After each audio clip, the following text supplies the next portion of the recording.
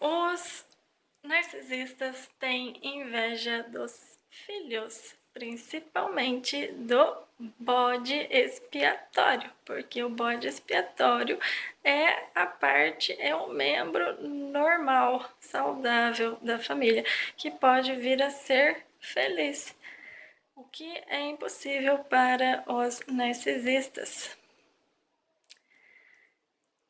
Tudo que pertence ao filho bode expiatório é objeto de cobiça pelos pais narcisistas.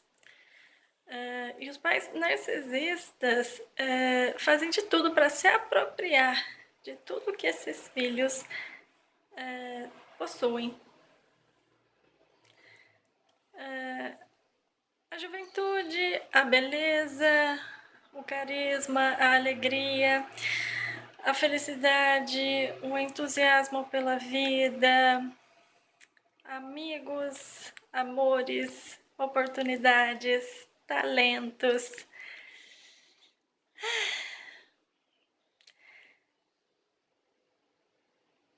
De acordo com o narcisista, o filho bode expiatório não tem direito a ter nada.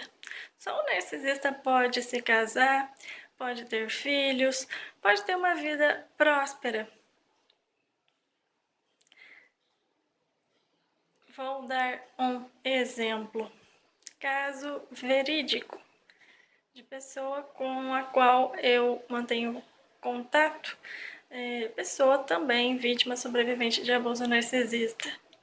Essa pessoa uma vez reencontrou, é uma moça, filha de mãe narcisista, reencontrou um ex-namorado na rua e conversa vai, conversa vem. Esse ex-namorado falou assim: nossa, uma vez encontrei sua mãe narcisista na rua e a sua mãe me ameaçou, dizendo que eu tinha que terminar com você porque você não podia ser mais feliz do que a sua irmã dourada. O filho dourado, ele é escolhido pelo narcisista para dar continuidade ao abuso narcisista na família, passando assim de geração para geração esse abuso. Então, na cabeça do narcisista, somente o filho dourado pode ter sucesso na vida. O filho bode expiatório não pode ter. Sabe aqueles casos esdrúxulos que a gente vê na TV? Naqueles programas sanguinolentos vespertinos? Programas policialescos. Mãe planeja a morte da filha para viver história de amor com o genro. Mãe e pai encomendam a morte da filha para ficar com a guarda dos netos. Aí o que a gente pensa? Isso é televisão, isso é encenação, isso é combinado, isso é novela, isso é filme. Isso não existe. Infelizmente isso existe e se chama narcisismo. É possível um filho de pais narcisistas ignorar a sua triste realidade e apresentar os seus amigos, apresentar um namorado, uma namorada à família narcisista? Eu particularmente não recomendo, porque a probabilidade de acabar em tragédia é muito grande. Esse filho bode expiatório, ele vai sofrer muito até ele descobrir o narcisismo e aceitar o narcisismo dos pais. Porque ele vai se culpar por não poder ter uma vida normal, por não poder levar um amigo, um namorado para conhecer a família narcisista.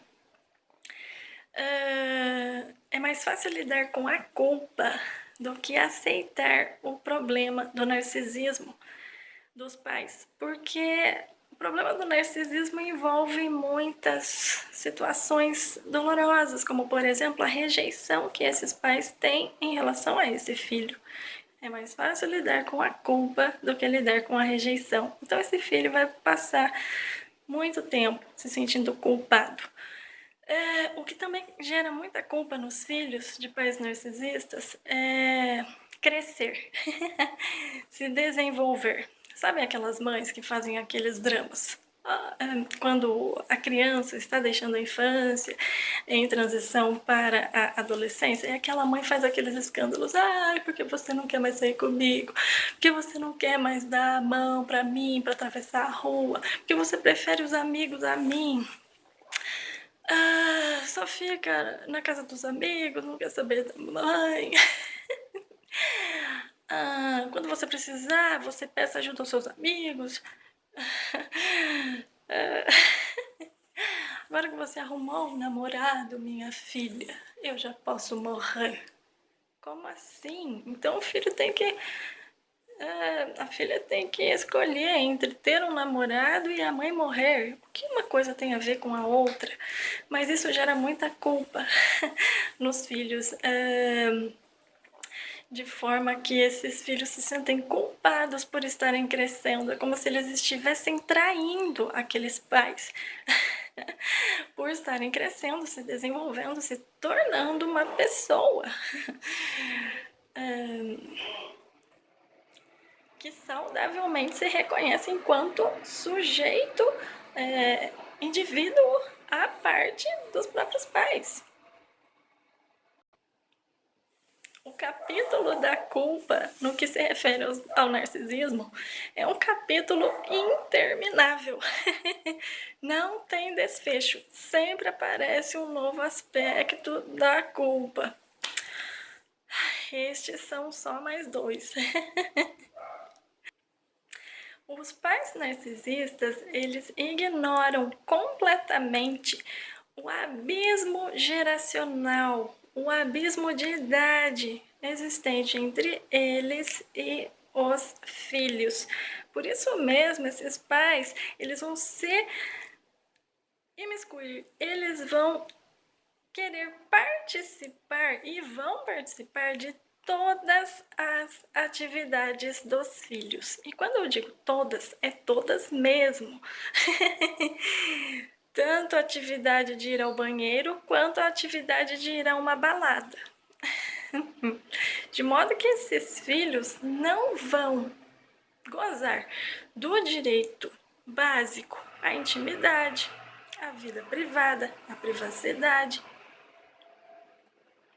E esses filhos não vão conseguir se perceber enquanto sujeitos, indivíduos apartados dos pais. Mas então os pais não podem ser amigos dos filhos, os pais não podem ir a uma balada com os filhos. A amizade entre pais e filhos é muito bem-vinda. Ela pode acontecer desde que seja natural, não imposta. Desde que essa amizade seja resultado de um processo natural de maturação da filiação, da maternidade, da paternidade, que foram exercidas em sua excelência. O pai foi pai, a mãe foi mãe e permitiram assim que aquele filho fosse filho e visse na conduta dos pais, no comportamento dos pais, um exemplo de autoridade, para que esse filho possa se tornar autoridade na própria vida, quando adulto. Mas não uma amizade imposta, como os pais narcisistas fazem com seus filhos. Ou melhor, costumam fazer com seus filhos, porque cada caso é um caso. Não quer dizer que todo narcisista vai ver o filho como confidente, amiguinho, não. Cada caso é um caso, cada narcisista é um narcisista. Vamos sempre ter isso em mente.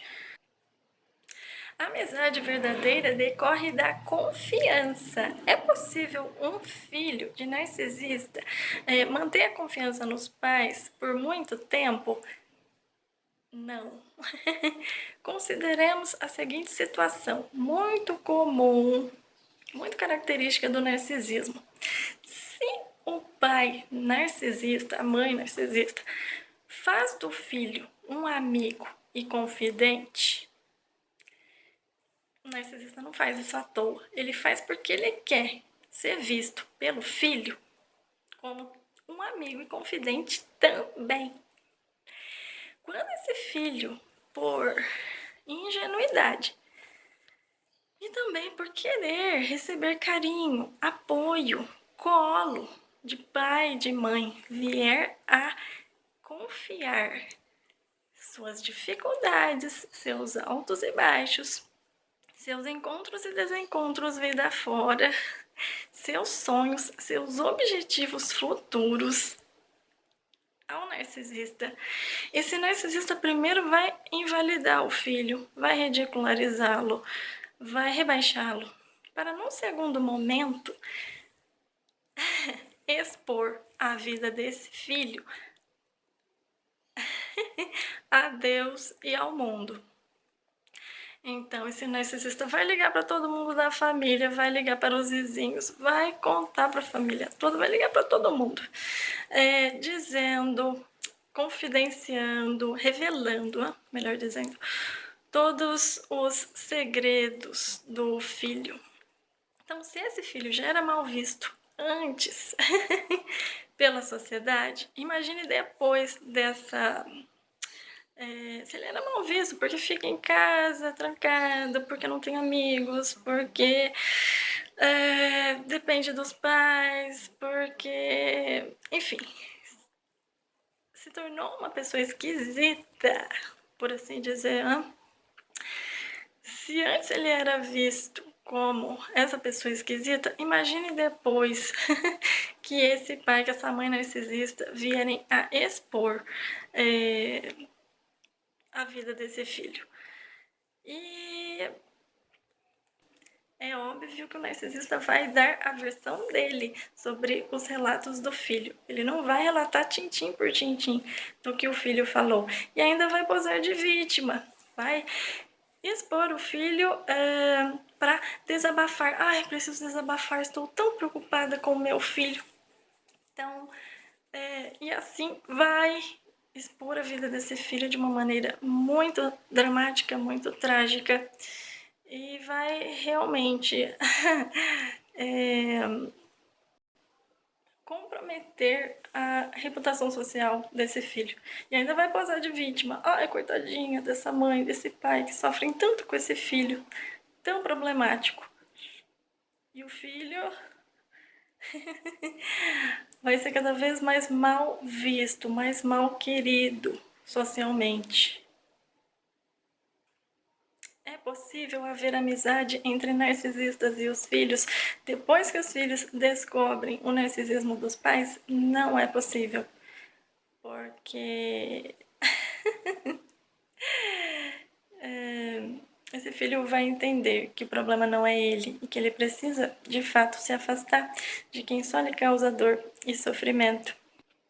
Por isso, nós não podemos julgar jamais filhos que não têm uma boa convivência e não querem, de fato, conviver, se afastam dos pais. Muitas vezes os pais vão, já velhinhos, vão para um asilo. Não podemos jamais julgar, porque não sabemos como, de fato, essa situação acabou dessa forma. Por que acabou dessa forma? Eu só sei que crianças veneram os seus pais. Quando, a partir da adolescência, que é um divisor de águas, essa veneração desaparece, esse desaparecimento não se dá à toa. Esses filhos têm lá os seus motivos. Pode ser que esses filhos sejam complicados e os pais sejam as vítimas do caso concreto. Pode ser que sim, mas pode ser que não também. Pode ser que esses pais sejam complicados e esses filhos, para poderem ter a própria vida, eles tenham que vir a se afastar desses pais, sim. Tem um caso famoso aí na mídia que se especula que possa se tratar de narcisismo. É o caso daquela atriz e modelo lindíssima, Ana Paula Arósio. Ela parecia na juventude se dar muito bem com a mãe. A mãe, ela eram unha e carne, inseparáveis. E a mãe ficava muito grudada nela, parecendo um carrapato mesmo. E essa moça já tinha, assim, uma certa idade, já tinha mais de 20 anos.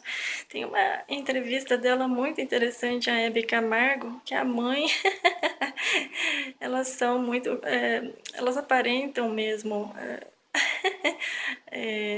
ser muito próximas uma da outra. E parece que hoje a atriz mora em outro país.